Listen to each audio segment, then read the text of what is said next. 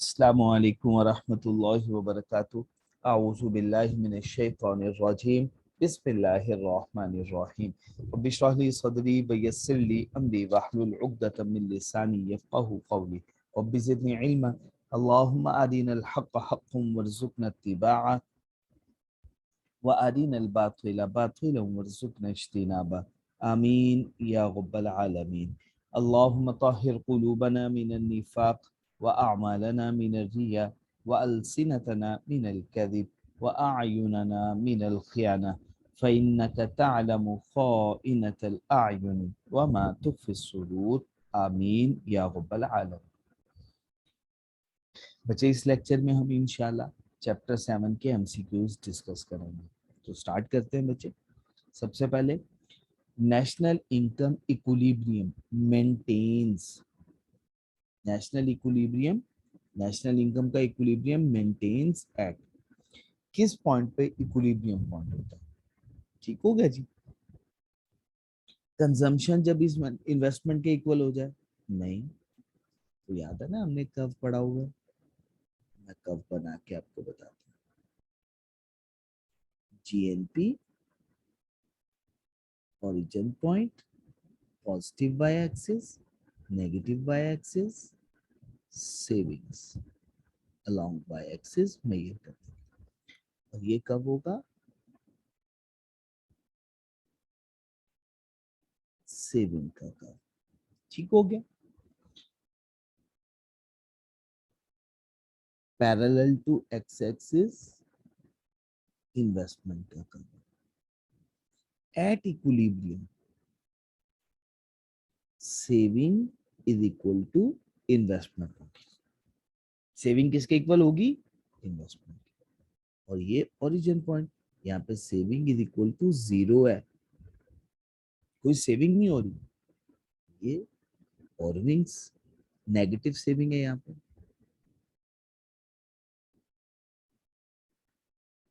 ठीक हो गया जी। बात क्लियर हो गई। तो कौन सी option? Consumption is equal to investment? नहीं, ये बात नहीं है। Consumption is equal to saving? नहीं, saving is equal to investment, ये ऑप्शन। बात क्लियर हो गई जी। Next one MCQ. Which one is an investment spending? कौन सी बात इन्वेस्टमेंट स्पेंडिंग? गाड़ी खरीदना अपने इस्तेमाल के लिए इन्वेस्टमेंट नहीं है।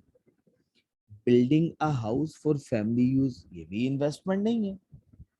Spending on plant and machinery, जी capital goods. Plant and machinery क्या होती है? Capital goods. Those goods which are use for the production of other goods are called capital goods. Property, plant and equipment में investment कर डाला।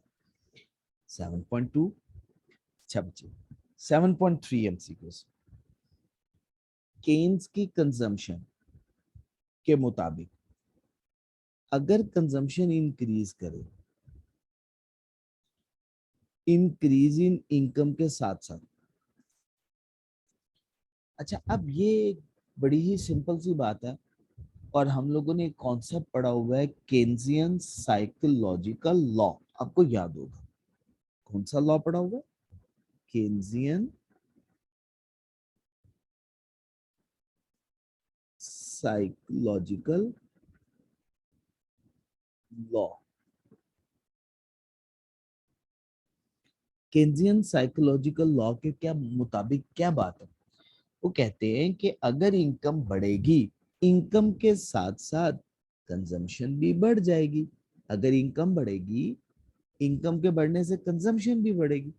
लेकिन अगर income 1 से बढ़ रही है तो कंजम्पशन 1 से नहीं बल्कि लेस देन 1 से इंक्रीज करेगी। उतनी इंक्रीज नहीं करेगी जितनी के इनकम इंक्रीज कर गई है। तो ये याद रखना, इनकम अगर 1 से इंक्रीज करती है तो कंजम्पशन 1 से नहीं बल्कि जितनी इनकम बढ़ी है उससे कम से बढ़ेगी। तो कौन सा प्रोपोर्शन होगा? Lesser proportion. तो जी पहली ऑप्शन लेसर प्रोपोर्शन, दूसरी ग्रेटर, सेम नहीं। तो कौन सा आंसर है जी? ए ऑप्शन है। अच्छा, 7.4 में ये कंजम्पशन मॉडल, सेविंग मॉडल, और पूछा गया इनकम बता दे। की क्वेश्चन है ना, income is equal to consumption plus saving. अच्छा, अब इनकम, कंजम्पशन किसके इक्वल है? 80 प्लस 0.5 वाई। सेविंग -60, मैं यहाँ पे माइनस ही लिख देता हूँ, -60 प्लस 0.3y। अब इसको फुल फ्लैज सॉल्व करते हैं। y is equal to 80 minus 60 20, 0.5 0.3 0.8y। ठीक हो गया। अब इनकम में से 0.8y लेस करना है, विच इज इक्वल टू 20। अब इनकम किसके इक्वल हो जाएगी? 0.2y which is equal to 20। ठीक हो गया। अब इसको अगर हम सॉल्व करें, y इज इक्वल टू क्या हो जाएगा? 20 ओवर 0.2। ठीक हो गया जी, बात क्लियर हो गई। विच इज इक्वल टू किसके इक्वल हो जाएगा जी? इसको सॉल्व करते हैं, ये हो जाएगा 100 के इक्वल। ठीक हो गया। तो कौन सी ऑप्शन हुई? 7.4 का आंसर हुआ बीटा, बी ऑप्शन। इसी तरह से 7.5 में कंजम्पशन का मॉडल, सेविंग का मॉडल। अब आपसे पूछी जा रही है इनकम क्या है। मैं कलर चेंज कर देता हूं ताकि सहूलत रहे। इनकम इज इक्वल, कंजम्पशन है 80 प्लस 0.2y। मैं इसको जरा शॉर्ट करूंगा क्योंकि अब आपको बात आसानी से समझ में आ गई है। 0.60 प्लस 0.3y।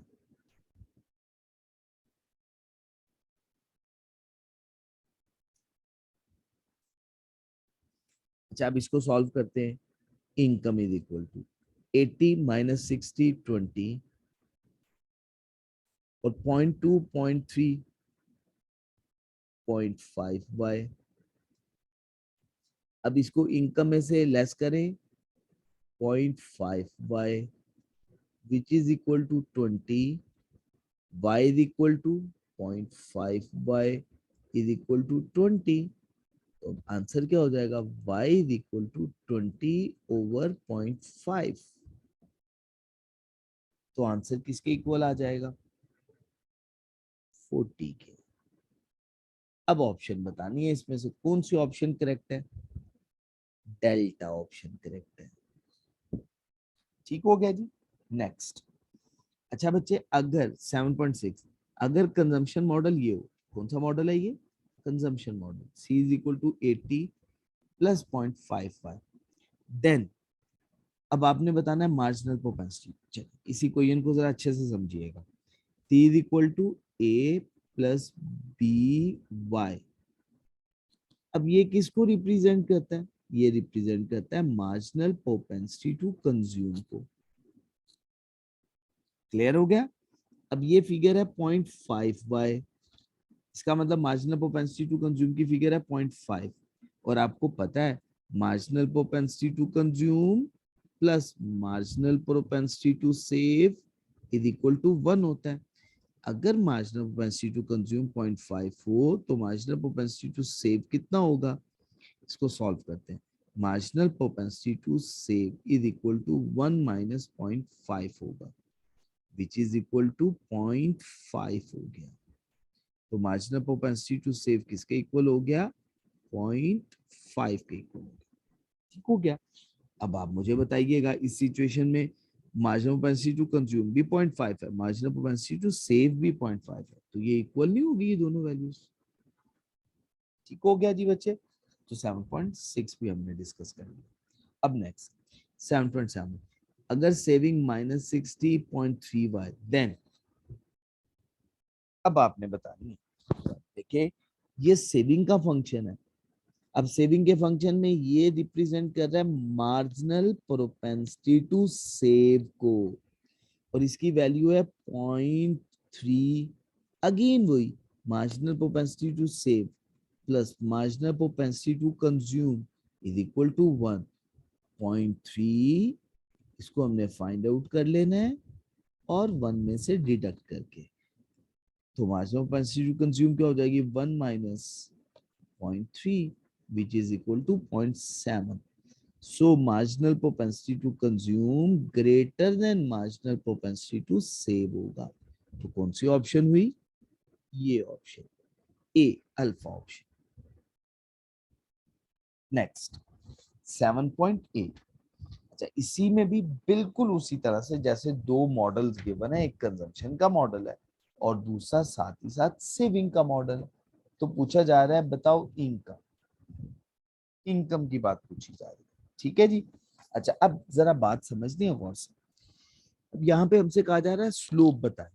अब आपको पता है कंजम्पशन की स्लोप होती है मार्जिनल प्रोपेंसिटी टू कंज्यूम और सेविंग की स्लोप है मार्जिनल प्रोपेंसिटी टू सेव।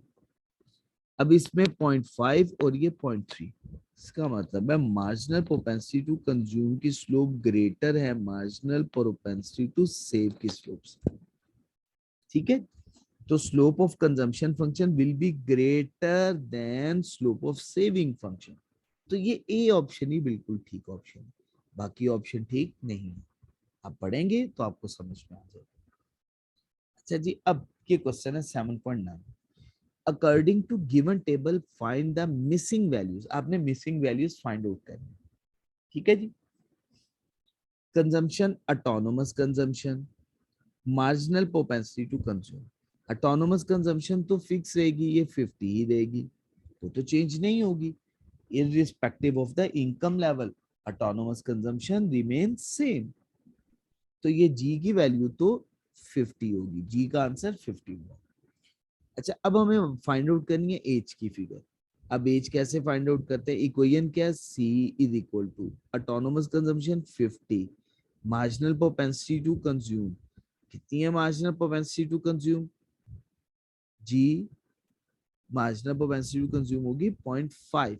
देखेंगे फिगर्स लिखी हुई हैं 0.5।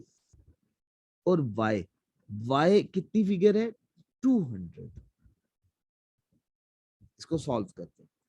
50 plus 0.5 into 200, 100, which is equal to 150। तो एज की फिगर कितनी होगी? 150 होगी एज की फिगर। ये भी बात क्लियर हो गई। मार्जिनल प्रोपेंसिटी टू कंज्यूम वो तो सेम ही रहेगी, स्लोप तो सेम रहती है, हमारी अजम्पशन है, स्लोप चेंज नहीं होगी। आर की फिगर 0.5। अब average propensity to consume. Average propensity to consume का फॉर्मूला आपको पता है, total consumption over total income. अच्छा, अब इस सिचुएशन में हम टोटल कंजम्पशन देखते हैं। टोटल कंजम्पशन है 200, 200 ओवर टोटल इनकम है 300, तो 2/3 विच इज इक्वल टू 0.67। ठीक हो गया? 50, 150, 0.5, 0.67। तो कौन सी ऑप्शन? 50-50 सभी है। 100, 170, 150 ये देखते हैं। 0.5 ही है आर की फिगर, जी वो भी यही है, और 0.67 है क्यू की फिगर, जी बिल्कुल यही ऑप्शन है, सी ऑप्शन। ठीक हो गया जी। जी नेक्स्ट वन, बिस्मिल्लाह। मार्जिनल प्रोपेंसिटी टू कंज्यूम और मार्जिनल प्रोपेंसिटी टू सेव किसके इक्वल होता है? इक्वल टू 1 होता है। किसके इक्वल होता है? Equal to 1। ठीक हो गया जी। Next 7.11। High and widespread indirect taxes are likely to force। अच्छा, अगर हाई और वाइड स्प्रेड इनडायरेक्ट टैक्सेस हो जाए, इनडायरेक्ट टैक्सेस बढ़ेंगे, तो इनडायरेक्ट टैक्सेस के बढ़ने की वजह से कंजम्पशन बढ़ जाएगी। ठीक हो गया ना? अच्छा, अब उससे क्या होगा? उससे सेविंग की अमाउंट कम हो जाएगी, तो सेविंग का शिफ्ट करेगा लेफ्ट साइड पे, कम हो जाएगा, ए ऑप्शन। उसके बाद नेक्स्ट 7.12, ये बहुत ही स्ट्रेट फॉरवर्ड था। Changes in distribution of disposable income. Disposable income अगर बढ़ जाए तो कब शिफ्ट कर जाता है? ठीक है जी। अगर कम हो जाए तब भी शिफ्ट कर जाता है। तो अब ये देखना है changes in the distribution of disposable income, ये अपवर्ड शिफ्ट करता है या डाउनवर्ड शिफ्ट। अगर बढ़ जाए तो अपवर्ड, कम हो जाए तो डाउनवर्ड। तो ये ए ऑप्शन भी ठीक है, बी ऑप्शन भी ठीक है। अब इसका मतलब both A and B are possible, ये डेल्टा ऑप्शन हो जाएगा। 7.13। 7.13, which one describe marginal efficiency of capital? कौन सी definition marginal efficiency of capital को सही से डिफाइन करती है? वो रेट जिस पे फर्म या house hold must pay for funds, आज फंड्स प्रोवाइड करेंगे, सप्लाई करेंगे फंड्स, आज प्रेजेंट में जो उन्हें वापस रिटर्न मिलेगा, प्रोस्पेक्टिव यील्ड क्या होगी? Prospective yield in the future. तो ये डेफिनेशन तो ठीक लग रही है। The rate at which firm और हाउस होल्ड कीप फंड, नहीं ये बात ठीक नहीं है। The rate at which firm और household must deposit funds in present which will be paid, पर नहीं, डिपॉजिट नहीं। द रेट मोस्ट अप्रोप्रिएट क्या है? The rate at which firm और household must hold physical asset, नहीं, ठीक है, तो मोस्ट अप्रोप्रिएट है A option. Next one, 14 MCQs. Which one is not a responsible factor for shift in marginal efficiency of capital? कौन सा factor नहीं है जिसकी वजह से एमईसी कब शिफ्ट होता है? नॉट। सेंटीमेंट की वजह से शिफ्ट होता है, जी होता है, वेज रेट की वजह से भी होता है, पॉपुलेशन ग्रोथ की वजह से भी होता है। तो इन तीनों की वजह से होता है, तो कोई भी ऑप्शन नहीं है। इन्फ्लेशनरी गैप एग्जिस्ट करता है इकोनॉमी जब aggregate demand is greater than full employment level of income. तो ये ऑप्शन तो हमने चैप्टर 6 में बड़ी दफा पढ़ी थी, ठीक है जी। ये एमसीक्यूज हम ऑलरेडी डिस्कस कर चुके हैं। 16 MCQs. Which one of the following would cause a fall in the level of aggregate demand in an economy? किसकी वजह से एग्रीगेट डिमांड फॉल करेगा? एग्रीगेट डिमांड का फॉल करेगा। लेवल ऑफ इंपोर्ट्स अगर कम हो जाए तो एग्रीगेट डिमांड राइज करता है, फॉल नहीं करता। A fall in the propensity to save consumption बढ़ेगी, एग्रीगेट डिमांड राइज करेगा, फॉल नहीं करेगा। गवर्नमेंट एक्सपेंडिचर अगर डिक्रीज कर जाए, जी बिल्कुल सही, ये ऑप्शन हो सकती है।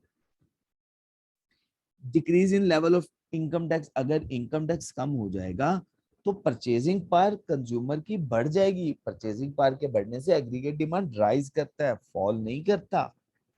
ठीक हो गया जी बच्चे, तो ये ऑप्शन ठीक हो गई। उसके बाद 7.17 17 एमसीक्यू। एग्रीगेट डिमांड का would shift to the right, right का मतलब है राइज करे aggregate demand. If government taxes increase, government taxes के इंक्रीज होने की वजह से बस फॉल करता है, राइज नहीं करता है, ये बात गलत है। नेट एक्सपोर्ट्स इंक्रीज करे, ये बात ठीक है। एक्सपोर्ट्स इंक्रीज कर जाए, इंपोर्ट्स कम हो जाए, मींस नेट एक्सपोर्ट्स इंक्रीज करने से एग्रीगेट डिमांड का राइज करता है। गवर्नमेंट स्पेंडिंग डिक्रीज करने से फॉल होता है, नॉमिनल मनी सप्लाई के डिक्रीज होने से भी फॉल करता है। इंक्रीज हो तो एग्रीगेट डिमांड राइज करता है। विच of the following decrease aggregate demand, किससे एग्रीगेट डिमांड डिक्रीज करते हैं? ठीक है जी, इन्वेस्टमेंट के बढ़ने से बढ़ती है, ठीक है ना। कंपोनेंट पढ़ रखे हुए हमने, aggregate demand is equal to C plus I plus G plus X है। अब हर फैक्टर के इंक्रीज होने से एग्रीगेट डिमांड कब इंक्रीज करता है? बट यहाँ पे है इंक्रीज टैक्सेशन, अगर टैक्सेशन बढ़ेगी तो एग्रीगेट डिमांड फॉल करेगा, राइज नहीं करेगा, तो ये ऑप्शन ठीक हो गया। उसके बाद 20th MCQ, when will saving increase in a country, saving कब बढ़ती है कंट्री के अंदर? सेविंग कब बढ़ती है? जब इंटरेस्ट रेट बढ़ेगा, जी इंटरेस्ट रेट बढ़ेगा, अट्रैक्टिव इंटरेस्ट रेट हो जाएगा, लोग कंजम्पशन कब कर देंगे और सेविंग बढ़ा देंगे। इस पे हमने एक कॉन्सेप्ट भी पढ़ा हुआ है, याद है ना आपको, केन्जियन लिक्विडिटी ट्रैप थ्योरी का कॉन्सेप्ट। जी, एमसीक्यूज नंबर 21 बचे, हम पढ़ने लगे हैं। Which of the following is likely to shift the marginal efficiency of capital schedule to the right? Marginal efficiency of कब किस डायरेक्शन में मूव करे? राइट डायरेक्शन में मूव करे, इंक्रीज करे, ठीक है जी। Any increase in supply of funds available, नहीं ये बात नहीं है। Introduction of cost reducing technology, ji cost reducing technology की वजह से कैपिटल की एफिशिएंसी बढ़ जाती है, ठीक है जी, ये ऑप्शन ठीक है।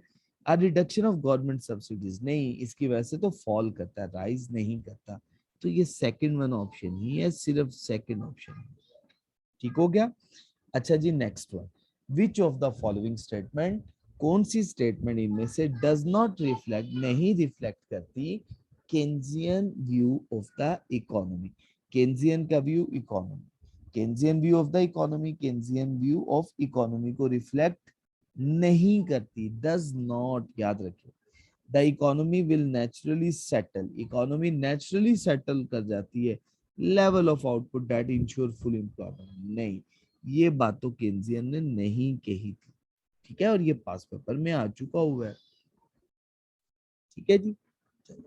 बाकी बातें केन्स की, government can move the economy towards full employment by, जी बिल्कुल सही है, ये बात ठीक है। Measures to stimulate private consumption which raise the level of income, ठीक है जी, प्राइवेट कंजम्पशन बढ़ेगी उससे लेवल ऑफ इनकम भी बढ़ेगा, ये भी बात हमने पढ़ रखी हुई है। Level of aggregate monetary demand will affect the level of income, ठीक है जी, ये बातें ठीक है, ए ऑप्शन नहीं है। Which of the following describe the effect of improved technology on the marginal efficiency of capital? अगर टेक्नोलॉजी इंप्रूव करेगी तो उसका impact marginal efficiency of capital पे क्या होगा, राइटवर्ड शिफ्ट करेगा मार्जिनल एफिशिएंसी ऑफ कैपिटल। तो देख के मुझे बताएं इसमें से कौन सी ऑप्शन ठीक है, टू द लेफ्ट राइट, जी बीटा ऑप्शन ठीक है, सही हो गया जी। Next one 24 MCQs, level of consumption which depend upon level of income, ऐसी कंजम्पशन जो इनकम पर डिपेंड करती है इंड्यूस कंजम्पशन कहलाती है, बहुत ही स्ट्रेट फॉरवर्ड है। जो इनकम पे डिपेंड नहीं करती वो ऑटोनोमस कंजम्पशन होती है।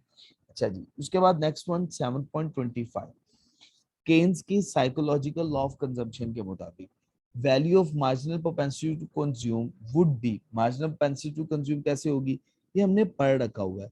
Marginal propensity to consume greater than 0 होती है बट लेस देन 1 होती है, क्योंकि हमने पढ़ा था कि जब इनकम लेवल बढ़ता है तो कंजम्पशन बढ़ती है, लेकिन उतनी कंजम्पशन नहीं बढ़ेगी जितने से इनकम बढ़ेगी। तो इसका मतलब हुआ कि marginal propensity to consume greater than तो 0 होती है, 0 से ज्यादा होती है, लेकिन इसकी वैल्यू 1 से लेस होती है, ठीक हो गया जी। तो ये ऑप्शन आपने याद रखनी है, कौन सी ऑप्शन है जी, जल्दी से बताइएगा मुझे। जी बिल्कुल सही हो गया, बीटा ऑप्शन, बिल्कुल सही, एक्सीलेंट, बीटा ऑप्शन। उसके बाद टू सेक्टोरियल इकोनॉमी, देखिए हमारे पास सेक्टर्स होते हैं ना, सी plus I plus G plus X है, ये टू डायमेंशन है, हाउस होल्ड कंजम्पशन और ये सेविंग्स। इसकी सूरत में होता है टैक्सेस और ये net exports, import and exports. अब यहाँ पे बताइएगा in two sector economy, marginal propensity to consume plus marginal propensity to save, दोनों को सम करें किसके इक्वल होता है आंसर, 1 के इक्वल होता है आंसर, ठीक है जी, याद है ना आपको ये बात। जी अभी हमने एमसीक्यूज कुछ ऊपर जो डिस्कस किए उनमें ये बात ऑलरेडी डिस्कस की। अच्छा बच्चे, वाई इंटरसेप्ट, जो वाई इंटरसेप्ट है कंजम्पशन का, a function in the following diagram, ये किसको रिप्रेजेंट करता है, ये ऑटोनोमस कंजम्पशन को रिप्रेजेंट करता है, किसको रिप्रेजेंट करता है जी, ऑटोनोमस कंजम्पशन को रिप्रेजेंट करता है जी। तो ऑटोनोमस कंजम्पशन कौन सी, ए ऑप्शन हुई ऑटोनोमस कंजम्पशन, ये भी बात क्लियर हो गई। उसके बाद मोस्ट इंपॉर्टेंट 28 एमसीक्यूज, नंबर कौन सा है जी, 28 एमसीक्यूज हम डिस्कस करने वाले। Most important determinant of consumption function is, इनमें से कौन सा बहुत डिटर्मिनेंट जो इंपॉर्टेंट है वो बताना है आपको। Rate of interest, distribution of real income, जी बिल्कुल रियल इनकम है, वो क्यों, देखिए consumption is equal plus saving होती है, income is equal to consumption plus saving, अगर कंजम्पशन इनकम बढ़ती है, इनकम के बढ़ने से कंजम्पशन बढ़ेगी ना, तो ये बहुत इंपॉर्टेंट है जी। Next one 29, part of income which not consume, जिसको कंज्यूम नहीं करेंगे, जो कंज्यूम होने से रह गया वो क्या कहलाएगी, सेविंग, बिल्कुल सीधी सी बात, ऐसा ही है, लेकिन बात पूरी ना पढ़ेंगे ना तो नुकसान होगा। अब अगली बात भी पढ़े, but kept by consumer eight their home, लेकिन कंज्यूमर ने उसे अपने पास रखा हुआ है, तकियों के गुलाफ में छुपा के रखा हुआ है, तो याद करें उसे हम क्या कहते थे, होर्डिंग्स कहते थे, उसे हम लीकेजेस कहते थे, ठीक है ना। तो मैं आपसे बड़ी दफा रिक्वेस्ट कर चुका हूँ एमसीक्यूज को पूरा पढ़ के सॉल्व किया करे, ठीक है। चले जी next, net increase in physical capital stock of an economy is called, physical stock अगर कैपिटल का इंक्रीज करेगी इकोनॉमी का, उसे हम क्या कहते हैं? उसे हम क्या कहते हैं जी, बताइएगा। Net increase in capital, investment, शाबाश, क्या बोलते हैं? इन्वेस्टमेंट। अच्छा next, level of investment which depend upon level of income. ऐसी इन्वेस्टमेंट जो इनकम पे डिपेंड करती है और वो प्रॉफिट की वजह से मोटिवेटेड भी होती है। प्रॉफिट मार्जिन बढ़ेगा, लोग ज्यादा करेंगे, प्रॉफिट मार्जिन कम है, लोग कम करेंगे। ऐसी इन्वेस्टमेंट कहलाती है इंड्यूस्ड इन्वेस्टमेंट। कौन सी इन्वेस्टमेंट कहलाती है? Induced investment. अच्छा जी, द रेट ऑफ डिस्काउंट जो कि प्रेजेंट वैल्यू प्रोस्पेक्टिव यील्ड की इक्वल कर दे कैपिटल एसेट की सप्लाई प्राइस के। मार्जिनल एफिशिएंसी ऑफ कैपिटल, ये इसकी तो डेफिनेशन है एज इट इज। ठीक है ना, याद है जी आप लोगों जी इंशाल्लाह। MCQs number 33, change in saving with respect to change in level of income. कि सेविंग चेंज हो जाए, सेविंग में चेंज आ जाए, किसकी वजह से? लेवल ऑफ इनकम के चेंज आ जाने की वजह से, उसे हम क्या बोलेंगे? Saving, additional saving. Total saving over total income की बात नहीं कर रहा, वो एवरेज प्रोपेंसिटी टू सेव होती है। हम कह रहे हैं चेंज इन सेविंग। अगर कंज्यूमर्स की इनकम में चेंज आ जाए तो उससे सेविंग, सेविंग में जितना चेंज आएगा वो कहलाएगी मार्जिनल प्रोपेंसिटी टू सेव। बिल्कुल ठीक हो गया जी। Next one, value of marginal propensity to save into sectorial economy. Again वही बात है, marginal propensity to save greater than 0 होती है बट लेस देन 1 होती है, तो ये alpha option. Consumption function is 500, autonomous consumption 0.75, marginal propensity to consume, और ये इनकम है। पूछा जा रहा है सेव बताइएगा, तो मार्जिनल प्रोपेंसिटी टू कंज्यूम तो है 0.75, तो मार्जिनल प्रोपेंसिटी टू सेव कितनी होगी? 1 माइनस 0.75, याद है जी, विच इज इक्वल टू 0.25। तो कौन सी ऑप्शन हुई? Beta option. अच्छा बच्चे, अगर marginal propensity to consume greater हो, poor than rich, greater for the poor, poor के लिए, रिच के मुकाबले में, अमीर आदमी के मुताबिक, देन रीडिस्ट्रीब्यूशन ऑफ इनकम, तो फिर redistribution of income in favour of rich will be, क्या होगी? आपने बताना है। सेविंग अमीर आदमी ज्यादा करेगा या कम? क्योंकि वो कंज्यूम कम कर रहा है, जब उसकी कंजम्पशन कम है तो उसकी सेविंग ज्यादा होगी। शाबाश, raise the level of saving. Excellent excellent, बिल्कुल ठीक। गरीब आदमी की marginal propensity to consume high है, अमीर आदमी, देखिए गरीब आदमी, उसकी मार्जिनल प्रोपेंसिटी टू कंज्यूम अगर ज्यादा होगी तो सेव क्या हो जाएगी? कम हो जाएगी। एज कंपेयर टू गरीब, अमीर के लिए अगर मार्जिनल प्रोपेंसिटी टू कंज्यूम कम होगी तो उसके लिए मार्जिनल प्रोपेंसिटी टू सेव क्या हो जाएगी? ज्यादा हो जाएगी। ये बात पूछी, ठीक हो गया जी बच्चे। नेक्स्ट, अगर consumption function c is equal to 500 point plus 0.5y है, इंजेक्शन हो 1000, तो आपने बताना है change in national income. Equation याद कीजिएगा, इक्वेशन है 1 over marginal propensity to save into change in income, sorry change in investment, change in investment is equal to change in income. याद है ना इक्वेशन? तो अब देखिए, मार्जिनल प्रोपेंसिटी टू कंज्यूम 0.5 है तो सेव भी 0.5 ही होगी, और ये 1000, सेव भी 500। नहीं तो सेव आपको कैलकुलेट करने का फॉर्मूला पता है, क्या फॉर्मूला होता है? 1 minus marginal propensity to, marginal propensity to consume, तो 1 minus 0.5 which is equal to 0.5 ही होगा। इसको सॉल्व कर दे, ये आंसर होगा 2000। तो कौन सी ऑप्शन है? Alpha option, A option. ये भी बच्चे बात क्लियर हो गई यहाँ तक? कोई कंफ्यूजन जी? 38 एमसीक्यूज हम डिस्कस करने वाले हैं। According to Keynes, marginal efficiency of curve is downward sloping, negative slope होती है ना, to the right, shows that level of investment will be higher at lower, किस पे? Level of investment at lower rate of interest. यहाँ पे क्या option होगी? Lower rate of interest, at lower rate, rate होगा यहाँ पे, बट रेट ऑफ इंटरेस्ट। देखिए मैं आपको कर्व बना के भी बता देता हूं ताकि आपको बात समझा सकूं।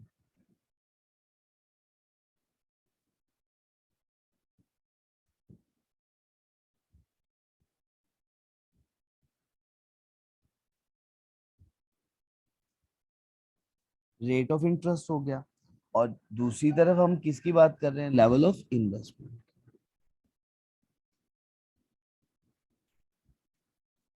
ये curve marginal efficiency of capital.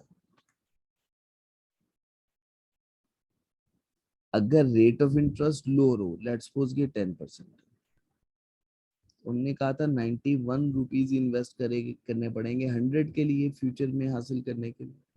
अगर रेट ऑफ इंटरेस्ट 20% हो तो 83.33 होता है, मैंने राउंड ऑफ किया था। ठीक हो गया जी। अब देखिए केन्स के मुताबिक एमएसी कर्व डाउनवर्ड स्लोपिंग होता to the right, show that level of investment will be higher. Higher investment level चाहिए, इस पॉइंट पे इन्वेस्टमेंट लेवल कम चाहिए, इस पॉइंट पे इन्वेस्टमेंट लेवल ज्यादा चाहिए। जब इंटरेस्ट रेट क्या होगा, लोअर या higher, lower rate of interest. ठीक होगा। A change in interest rate likely to induce a movement along the ये कौन सा कर्व है, marginal efficiency of capital, excellent, and a prompt change level of investment. बिल्कुल ठीक होगा। 7.39 diagram show the relationship between consumption and income in an economy, which of the following statement is incorrect। ये relationship बताया, कौन सी statement incorrect है। ठीक है जी, ये आपके सामने। At zero level income of consumption is zero. अच्छा अब ये जीरो इनकम लेवल है, ये जीरो इनकम लेवल, कंजम्पशन क्या जीरो होगी, नहीं, ऑटोनोमस कंजम्पशन होगी। यहाँ पे कंजम्पशन कौन सी है, ऑटोनोमस कंजम्पशन है, वो तो होनी है चाहे इनकम लेवल जीरो ही क्यों ना हो। ये हमने ऊपर टेबल भी पढ़ा है। तो ये स्टेटमेंट गलत है, ये ठीक नहीं है स्टेटमेंट। ठीक है। इसके अलावा Y2 Y2 यहाँ पे consumption is equal to income है और सेविंग किसके इक्वल हो जाएगी, जीरो के। अब इस सिचुएशन में क्या है, ये Y1 की सिचुएशन में क्या है, यहाँ पे कंजम्पशन ग्रेटर देन इनकम है, सेविंग नेगेटिव होगी। और Y3 की सिचुएशन में क्या है, इनकम ग्रेटर देन कंजम्पशन है, सेविंग पॉजिटिव हो जाएगी। तो अब देखिए बाकी सेंटेंस क्या है, Y2 सेविंग जीरो है, ये बात तो हमने देख ली है। Y2 पे सेविंग क्या थी, जीरो, ये देखें सेविंग जीरो है। अच्छा Y1 पे कंजम्पशन ग्रेटर देन इनकम है, Y1 पे कंजम्पशन ग्रेटर देन इनकम है, ये भी बात ठीक है। Y2 पे इनकम ग्रेटर देन कंजम्पशन है, इनकम ग्रेटर देन कंजम्पशन है, तो यही ऑप्शन। ठीक है जी, इसको ठीक कर लीजिएगा। 40 MCQs। The diagram show that consumption function of a country. Diagram में शो करवाया गया कंजम्पशन फंक्शन एक कंट्री का। What would cause the consumption function to shift from C1 to C2? Consumption function C1 से C2 पे shift कर जाए, ये पैरेलल शिफ्टिंग है। और आपको याद होगा पैरेलल शिफ्टिंग होती है y इंटरसेप्ट की वजह से। अगर ये A से A1 हो जाए, अगर पैरेलल शिफ्टिंग होगी तो उसकी रीजन क्या होगी जी, मुझे बताइएगा उसकी रीजन क्या होगी, autonomous consumption। याद रखना है। Diagram show the consumption function of a country, what would consumption function to shift from C1 to C2। The expectation of increase in GST, बिल्कुल ऑटोनोमस कंजम्पशन चेंज होगी इससे। Expectation of reduction in subsidies, नहीं। हो सकती है जी, बिल्कुल हो सकती है। Subsidies basic necessities of life पर प्रोवाइड की जाती है और ये उससे भी इफेक्ट होगा। ठीक है जी, तो ये दोनों ऑप्शन ठीक हो सकती हैं। इंक्रीज इन इंटरेस्ट रेट, नहीं, ये तो इंटरेस्ट रेट पे डिपेंडेंट ही नहीं होती ऑटोनोमस कंजम्पशन। डायरेक्ट टैक्सेस, नहीं, ये इनकम लेवल पे नहीं डिपेंड करती, ना ही ये इनकम लेवल पे डिपेंड करती है, ना ही ये इंटरेस्ट रेट पे डिपेंडेंट होती है, क्योंकि इंटरेस्ट रेट से सेविंग रेट बढ़ती है और ये कंजम्पशन ऐसी होती है जो इंडिपेंडेंट टू इनकम लेवल होती है। तो ये अल्फा ऑप्शन ठीक है। ये आपके सामने situation. Diagram show the consumption function given that level of income is O Y. Level of income कितनी है, ओ से वाई तक। But does the distance A B, A B किसको रिप्रेजेंट कर रहा है, ये कंजम्पशन है और ये वाई इनकम का कर्व है। अगर ये इनकम होगी ये कौन सी कंजम्पशन होगी, ये मुझे बताइएगा, ये कौन सी कंजम्पशन है? Autonomous consumption, independent to income level. अच्छा, अब जो बाकी इनकम लेवल के बढ़ने से कंजम्पशन बढ़ती चली जा रही है, ये कौन सी कंजम्पशन है? ए बी डिफरेंस रिप्रेजेंट कर रहा है इंड्यूस्ड कंजम्पशन। तो ये ऑप्शन हुई बीटा ऑप्शन। ठीक हो गया जी, कोई प्रॉब्लम तो नहीं है यहाँ तक? चलो जी, ये हमारा लास्ट एमसीक्यूज था। अपना ख्याल रखिएगा, मुझे दुआ में याद रखिएगा। सुब्हानक अल्लाहुम्मा व बिहम्दिक, अशहदु अल्ला इलाहा इल्ला अंता, अस्तगफिरुका व अतूबु इलैक। अस्सलामु अलैकुम व रहमतुल्लाहि व बरकातुहू।